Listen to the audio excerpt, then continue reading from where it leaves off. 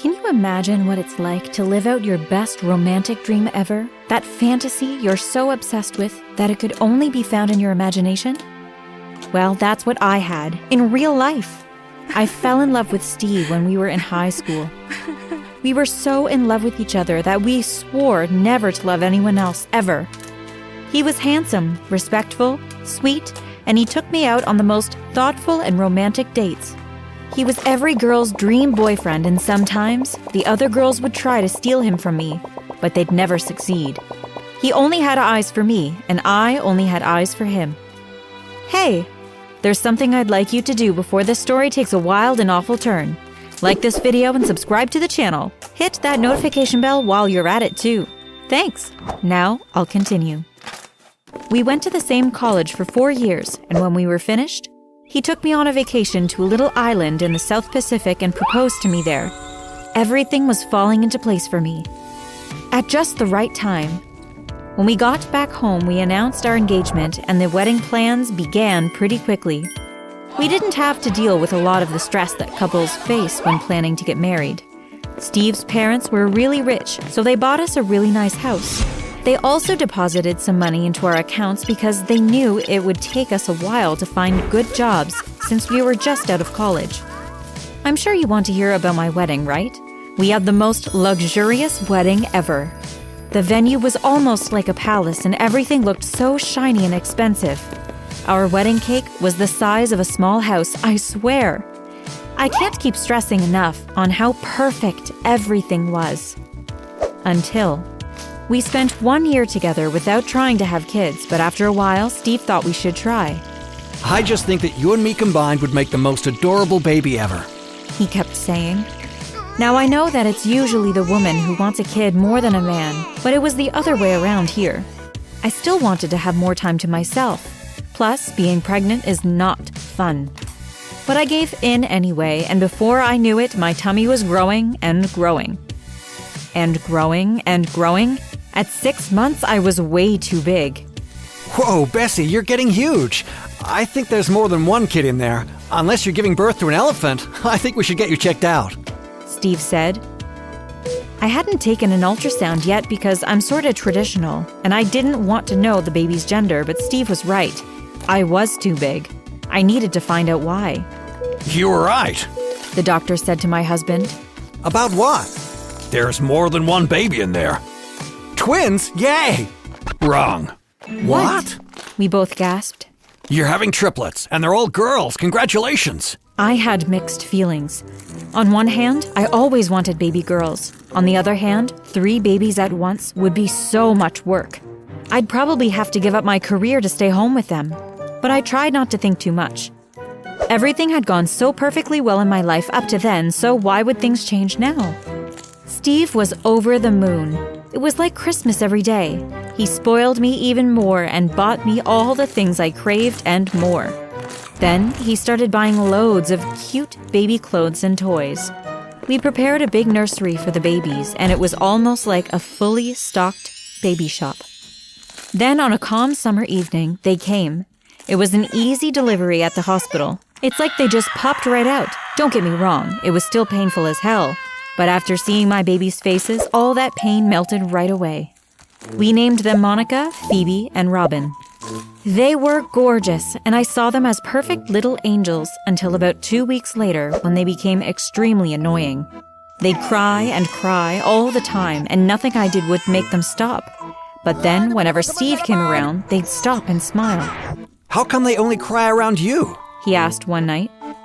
I was convinced that these babies were playing with our heads, but hey, they're babies, and were they really capable of that? It wasn't until they were 3 years old that I was fully convinced there was something seriously wrong with my babies. A few days before, Steve had brought a kitten home. He thought it would be good for the girls to have a pet. We named him Mr. Fluffers. And at first the girls seemed to love him, when their father was around, that is. A few days after we'd gotten the cat, I was upstairs having a shower. Steve had gone to the supermarket to buy some milk, so I left the girls alone playing in the living room. I got out of the shower, and while I was getting dressed, I heard them laughing really loudly. I went to see what they were doing, thinking that it was probably something cute. But do you know what I saw? They were trying to drown the kitten in the kitchen sink. "Stop that at once!" I screamed at them while saving the kitten. I was so angry that I put everyone in the car and made them watch me bring Mr. Fluffers to a shelter. And do you know what? They didn't even care. When we got back home, Steve looked confused. Where's Mr. Fluffers? I've been looking everywhere for him. Mommy took him away, Robin said. Why? Mommy is so mean. And they all started crying. Why did you do that, Bessie? I don't understand. Your girls are monsters. They were trying to drown him in the kitchen sink. Mommy liar. We love Mr. Fluffers. Monica said, and the other two echoed. I was like, huh? That's not all they did. There were times they deliberately break things and leave them on the floor. One time I nearly walked all over some broken glasses, and they were looking just to make sure I stepped on it. Then I noticed that I started having weird stomach cramps. I went to my doctor and he couldn't understand what was wrong. I didn't have a stomach flu or anything like that. Weeks later, I caught Robin putting cleaning supplies in my kombucha, my favorite drink, which I have every single day. You monster! Why are you doing that? I screamed at her and locked the triplets in their room. When Steve got home, he was upset with me. He believed them over me and refused to believe that they could be this evil. How could I lock his perfect little girls away? Ugh. This was really starting to take a toll on my perfect marriage. Often, I'd sit and think about how wonderful it had been before the children came along. So I tried to find a solution. I decided I probably needed to get them in school. I'd been staying at home with them since they were born, and maybe they just needed to meet other children to learn how children were supposed to behave. I enrolled them in a lovely preschool that same week and shipped them off the next. Hopefully, they'd show their true colors at school, and Steve would understand that I was the victim in this situation. The first day they left for school, I felt so free and happy. Well, my plan didn't work very well. I thought that their teachers could help to convince Steve that they were bad, and I was the innocent one. But after a few months, we received nothing but good reports from their teachers. Perfect behavior. Perfect grades. Model children. We love them. Like what? Were we talking about the same kids here? This was confusing. And Steve looked at me with an expression that said, Well, you are crazy, like I always suspected. Our girls are angels. It just kept getting worse. Because the girls were at school now, I had more time to spend on my career. I found a job at an architectural firm, and they told me I'd be able to work from home for the first year. I set up a little home office and felt happy that I was finally getting my life together. But of course, the triplets had to ruin that too. I had been working on a major project which would determine whether or not I'd be promoted. I spent sleepless nights on it, and I was almost finished. It was a Sunday, and I had to submit it on Monday. I decided to spend the day being a good mother and wife instead of working. I cooked a wonderful meal and made popcorn so the girls could watch a movie with their dad. Steve got a call from work and had to step out for a little while, so I went to the kitchen to wash the dishes. Then, I smelled smoke, and the smoke detectors went off. What could it be? I was so nervous. I followed the smoke until it led to my office. The 3 girls were standing over my project, which was engulfed in flames. Phoebe was holding a box of matches and smiling. Pretty fire, huh? Monica said. You evil monsters! I screamed. I ran to get the fire extinguisher, and I was able to put out the fire myself. My project was ruined. The biggest project of my career. Steve came running in soon after. What happened here, honey? Mommy made a fire. You liars! Don't tell me you believe them, Steve. Hey, don't speak to them so harshly. Why'd you set fire to your own stuff, honey? That's really weird. I think you need counseling. I couldn't believe he was siding with them again. I marched out of the room and went to stay in a hotel that night. I was sick of all of them. After a night away from them, I was feeling recharged and ready to try harder as a mom. I began to ask myself many questions. Like, did they behave this way because of me? Was it all my fault? Maybe I just needed to make a better effort to be nice to them. So I went back home with presents for everyone. I let them skip school that day, and I took them to the mall. I bought them ice cream and everything else they asked for. And after that, things got a bit better. I guess they figured it was better to have me as a friend than an enemy. But that didn't last for a very long time. Years later, when the girls were teenagers, I got pregnant again.